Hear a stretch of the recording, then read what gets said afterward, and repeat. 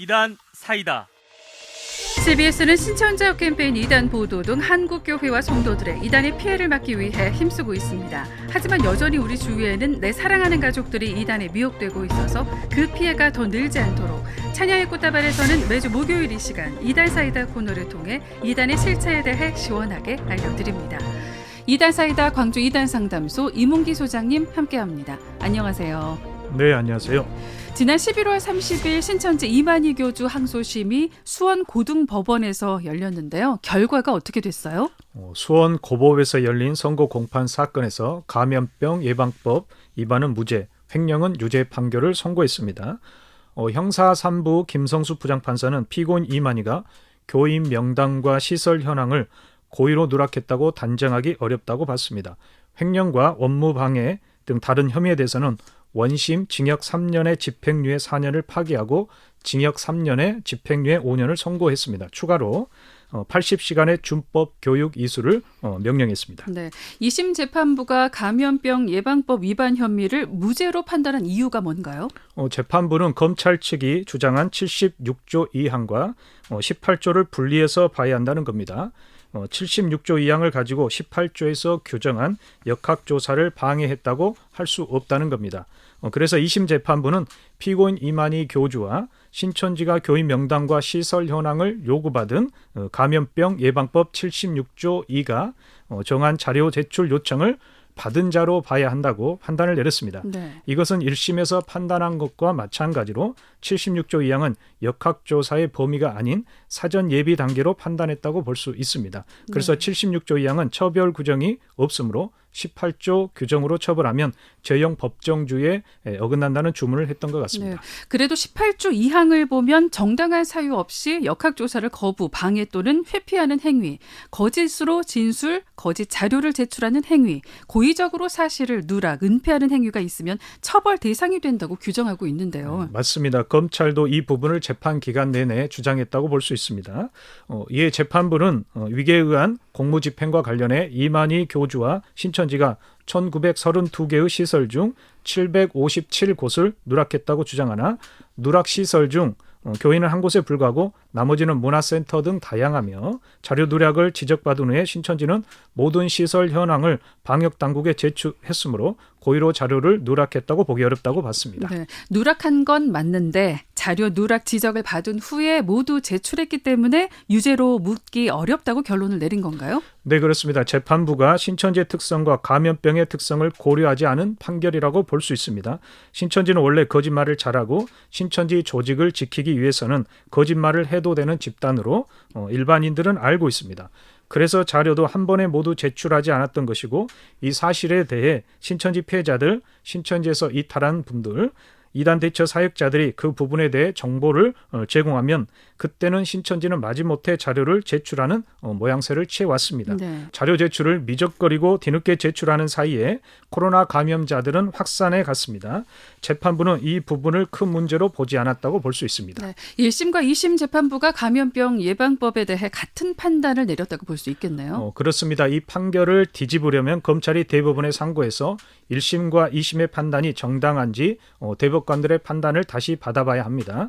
그리고 신천지의 주장을 무력화하기 위해서 신천지 시설과 명단이 누락됐다는 정보를 찾아 추가 제출을 해야 합니다. 신천지 신도나 센터, 복음방 교육생 그리고 접근 단계에서 만난 대상자 중 관공서에서 신고를 받지 않은 누락된 대상자를 찾아야 합니다. 네. 쉽지 않은 작업이지만 노력을 해볼 필요가 있다고 생각합니다. 하늘에 무수히 많은 별 가운데 별 하나를 찾는 것이고 해변의 모래에서 반을 찾는 그런 수고인데 결국 신천지 피해자들, 신천지에서 이탈한 분들, 이단 대처 사역자들의 몫으로 남는 부분이 돼버려 복잡한 신경입니다. 그래요. 예, 2심 재판부가 횡령에 대해서는 징역 3년, 집행유예 4년에서 5년으로 1년 더 많은 선고를 하고 준법 이수 80시간을 추가로 판결했는데 왜 이런 판단을 내렸을까요?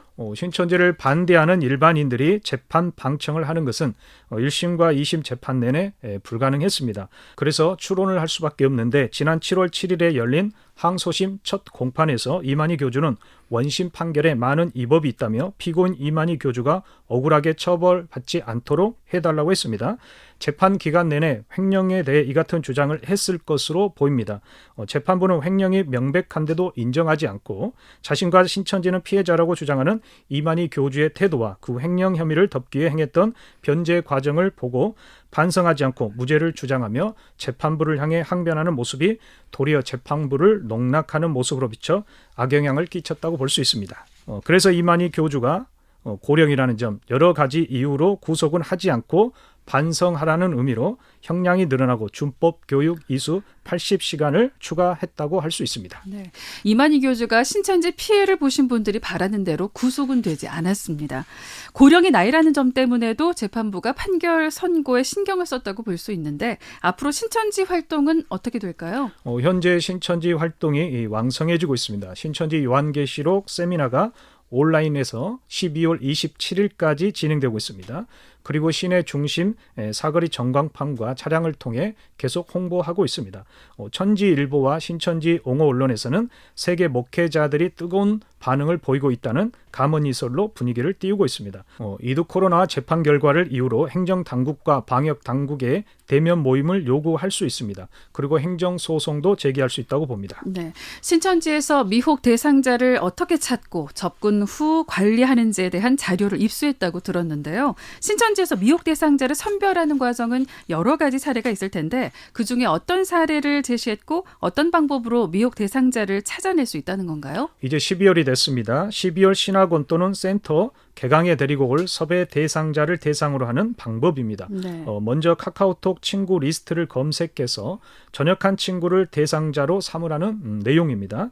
군대 가기 전 복음방을 진행했었고 전역했다는 메시지가 있으면 그 대상자를 상대로 약속 시간을 잡아야 한다는 겁니다. 만난 후에는 미소와 칭찬으로 좋은 사람이라는 인식을 심어주기 위한 노력을 하라고 돼 있습니다. 네. 방법은 대화하면서 이야기에 경청해주고 공감해주며 웃어주라는 겁니다.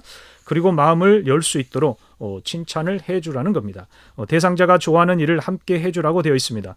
예를 들어 보드게임을 좋아하면 함께 해주고 노래방을 좋아하면 가서 노래방에 가서 분위기를 맞춰주라고 지시를 하고 있습니다. 그리고 지속적 만남을 유지하는 것이 매우 중요하므로 다음에 다시 만나 보드게임 한 번 붙자고 약속을 정해서 만남을 이어가라고 되어 있습니다. 네, 아직도 코로나 이전 전도 방식을 그대로 사용하고 있다고 볼 수가 있는데 지속적인 만남을 통해 친분 형성이 돈독해지면 그 다음에는 어떻게 진행이 되나요? 언론에서 말하는 신천지는 거짓된 기사들이 너무 많고 여기 오면 인생이 파탄나고 학교 자퇴한다고 말들을 하는데 네가 나를 그동안 만나봤을 때 내가 너에게 그런 애로 보였니? 라고 대질문하게 되어 있습니다. 네.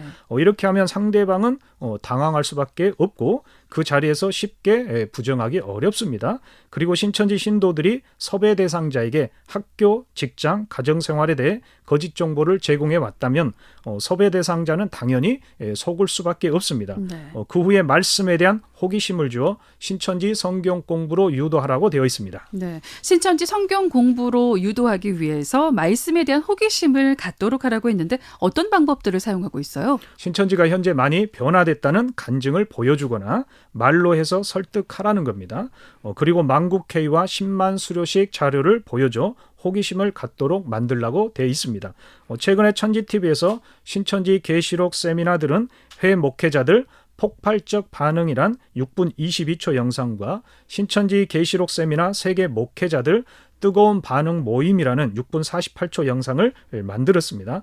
외국인 목회자들이 신천지 요한계시록에 대해 알고 싶다, 배우고 싶다, 재밌다, 체계적으로 성경을 가르쳐준다, 성경의 비밀을 알게 됐다, 이만희 총회장에게 감사드린다라고 말하는 내용을 영상에 담아 일방적으로 뿌리고 있습니다. 일반인들은 이 영상에 나오는 사람들의 신분을 알지 못합니다. 신천지는 과거와 많이 바뀌었다는 일방적으로 홍보하는 그들의 감언이설에 속지 말아야 합니다. 여론이 좋지 않으므로 나타나는 보여주기식 속임수라는 것을 명심해야 합니다. 그리고 신천지 교리의 문제점과 신천지의 거짓 형태를 비판에 놓은 영상을 유튜브에서 찾아보시고 미혹되지 말아야 합니다. 접근 후 친분 관계 다지기를 하고 성경 공부 호기심을 유발한 후에 성경 공부를 제한하고 있는데 그 이후에는 어떻게 진행되는지 다음 시간에 알아보도록 하겠습니다. 네, 이단 사이다 오늘 말씀은 여기까지 듣겠습니다. 고맙습니다. 네, 감사합니다. 지금까지 광주 이단 상담소 이문기 소장님이었습니다. 이단 사이다.